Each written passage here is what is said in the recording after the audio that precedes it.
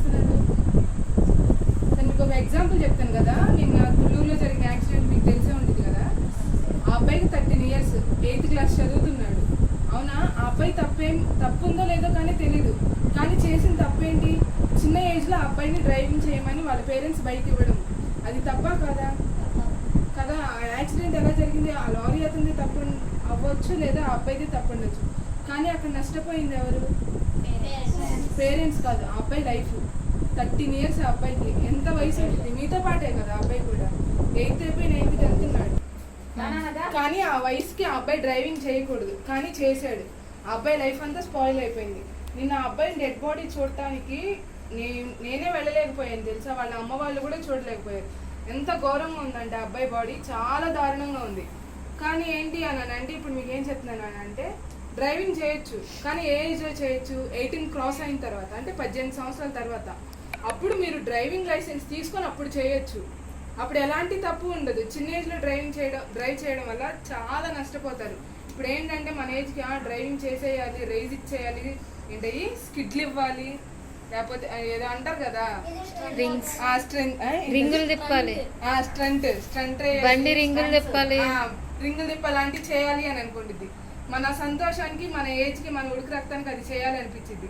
In case అది ఏదైనా by mistake అయ్యి టైర్ కొంచెం స్కిడ్ అయినా కానీ, లేదా ఏదైనా వెహికల్ చాలా జస్ట్ టచ్ ఇచ్చినా కానీ లైఫ్ స్పాయిల్ అయ్యేది ఎవరిది?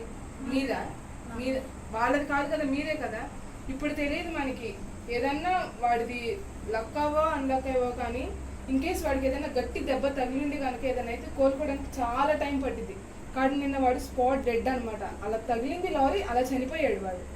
ఏదో కాలో ఇరిగింది అనుకో, అది తగ్గేలోపు మీ అమ్మ మీ నాన్న నిన్ను తిడుతూనే ఉంటారు, నువ్వు ఆ బాధ పడుతూనే ఉంటావు, ఆ నొప్పి నీకు పడుతూనే ఉండిద్ది. ఆ నొప్పి అనేది తగ్గదు కదా, ఎప్పటికో కదా తగ్గేది.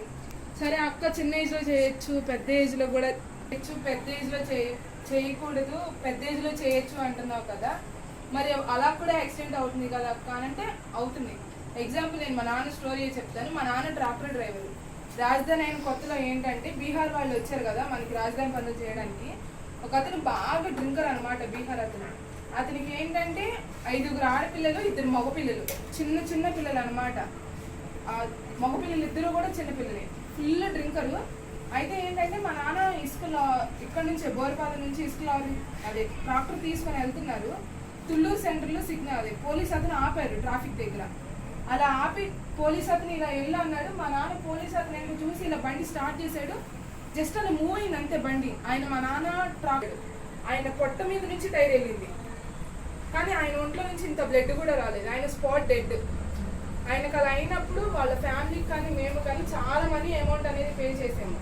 కానీ అక్కడ నష్టపోయింది ఎవరు? ఆయన ఏంటంటే సూసైడ్ అటెంప్ట్ చేసుకున్నాడు.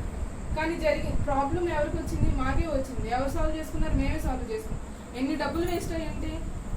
కానీ ఏంటి అని అంటే మీకు చెప్పొచ్చేది, ఇప్పుడు ఇన్ కేసు పెద్ద అయిన తర్వాత కూడా డ్రైవింగ్ చేస్తాము కాబట్టి ఎటు నుంచి ఏమొస్తుంది, ఫ్రంట్ కానీ బ్యాక్ కానీ. మనకి బైక్కి ముందు 2 అద్దాలు ఇస్తాడు. ఎందుకు ఇస్తాడు? అవి ముందు అద్దాలు 2 ఇస్తాడు కదా. ఎందుకు ఇస్తాడు? మన ఫేస్ చూసుకోవడానికి ఇస్తాడా? కాదు.